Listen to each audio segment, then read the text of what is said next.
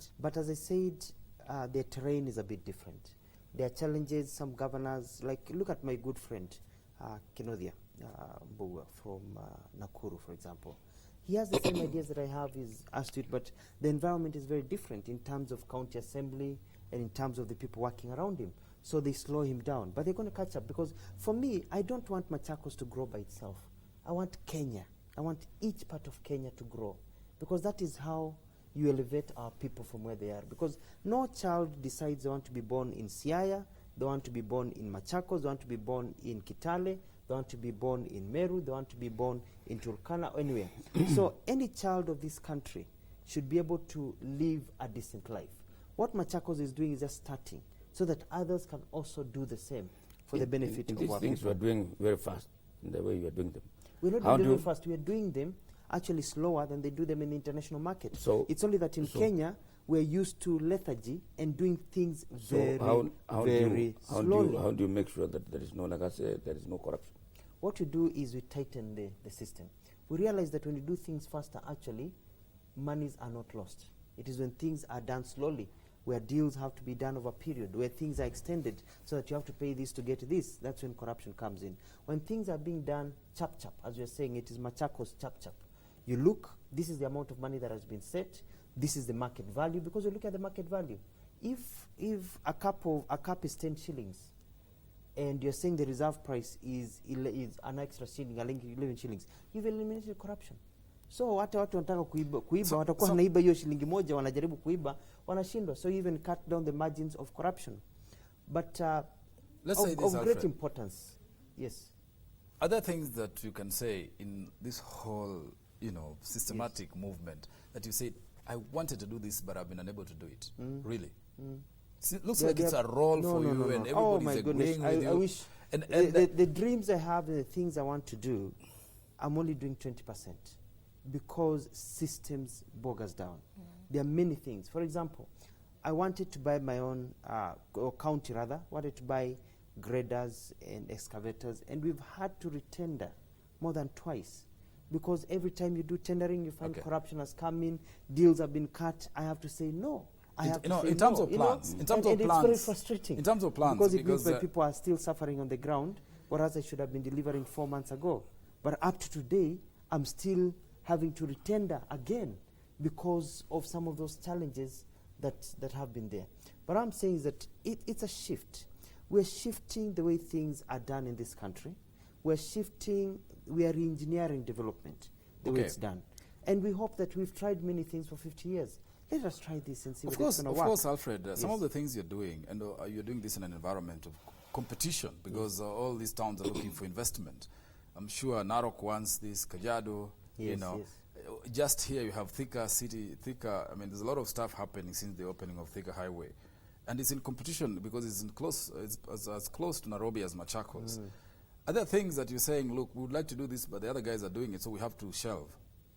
Not really. Because you see, every county, we are not just doing things because we want to do things. We're doing things based on priority areas.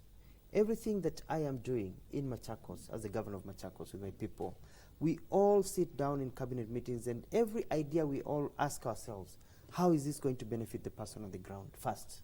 So every idea has to be focused on the person on the ground. We've been given many ideas by people, we've rejected them because they don't have a direct link to helping the people on the ground. What are you doing about Kangundo, which is next to Nairobi? Is going actually very soon. Kangundo will be part of Nairobi. No, part of Nairobi will be part of Kangundo. That's how we see it. Not Kangundo, part of Nairobi. Part of Nairobi will be swallowed by Kangundo. No, we are working very hard in Kangundo. We are reviving the cooperatives because they grow coffee over there, and that's their wealth in Kangundo, and the cooperatives had collapsed. They don't have many roads. We are looking at the construction of roads. We've been negotiating with different projects and with the national government in terms of those roads. And we're empowering the community in Kangundo because they're very, he was asking where the money is. There's a lot of money in Kangundo and Machakos. We're empowering them to actually pump the money into the county. But the only way you do that is also creating a place where people want to call home. And you can't call a place home if there is insecurity and there is bad infrastructure and bad services. So we've decided, first of all, we're going to concentrate on good services. You're paying rates So you need to get that services. Water services that are existing need to work. The towns need to be clean. And I can assure you, by February, Machakos will be the cleanest county in this country. The cleanest county in this country. Machakos itself is not very well planned as it is right now. It is not well planned, yes. Got a lot of shanty buildings, like all other urban centers. You're thinking mega city here. What is going to happen to the existing structures? Are you going to mow them down and say, look, we need you out of here because we need a mega city for the world? What you're doing is that we're transforming that land that is not worth much into a lot of money. And so automatically you create... Even on the land outside, within Machakos, the existing Machakos town as an urban center is pretty disorganized, no streets. By doing this city, the value of land is just going up. So that person whose land was not worth much can now walk into a bank with land that is worth much more and be able to get a loan to build a bigger house or a better house. We're winding up now. And so some thoughts from the panel before we go. David, you obviously have political ambitions. What is your opinion of what you've heard over the course of this program? Well, first of all, I must congratulate my friend Alfred, because what he's doing is what I want to do in Bungoma when I become senator in the next couple of days. Yeah. You know, maybe not as ambitious, but the right drift I share with him.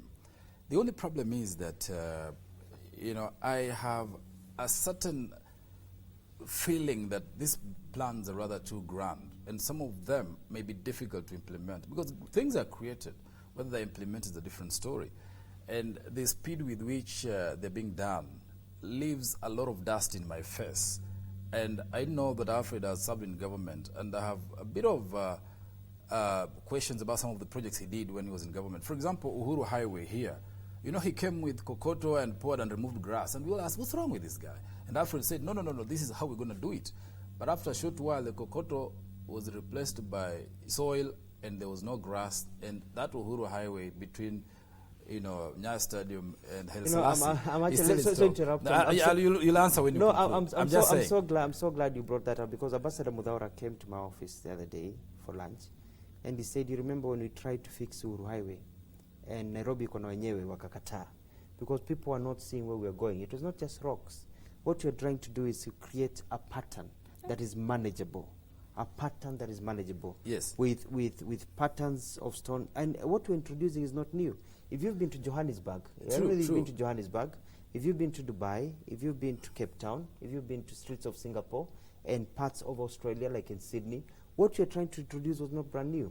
Was actually a meshing of environment with what there is. I think our time is up. The point I was making is that, I mean, what he's saying is true, and I've seen those things he's saying in Joburg. It's true. The thing is, it was started, there was a lot of opposition to it and questions around it, but somebody tried to ram it through, and it didn't happen. It got underway. We didn't ram it through. What happened? Okay. No. I need to answer this. I need to answer this because this is touching on my ability and credibility. It may never have been in your full control, by the way. It was something that we did, but we never had the control.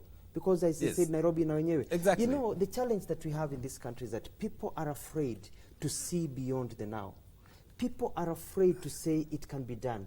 When they decided to build Dubai in the last 10 years to be one of the biggest cities in the world, people said it cannot be done. No, he's the one who is we're going to have that you cannot. We're going to have a discussion with Alfred outside. My view is this, that as I said, Alfred Mutua, I've worked with him for 9 years when he was nation. He was your correspondent. I think what he's doing is wonderful. It's great things. And I wish, like somebody said there, we can borrow him to bring him to Tharaka Nithi. We can do very well if he was there. That's my comment. Excellent. Final thought. I want to say that in whatever that I'm doing, and whatever we're doing in Machakos, we cannot do it by ourselves. We need to be able to hold hands together. And we welcome ideas. Welcome ideas from everybody in this country. Because it is only an idiot who thinks that they know the best way of doing things. We're going to make our share of mistakes. We want to be able to be corrected. We are going to listen. We're going to adjust. But very important is that the leaders of this country have to be able to hold hands and move together. We have spent 50 years of squabbling and arguing and calling each other names and pulling each other down. And what has it brought us? The poverty that we see, the helplessness in the eyes of our youth. The time has come for all of us, every Kenyan, kushikana mkono na kuvuta pamoja. Let's leave our pride behind. Let us leave know it all behind. I don't know much, But it is the contribution of others that I've brought in my circle that have enabled us to do this.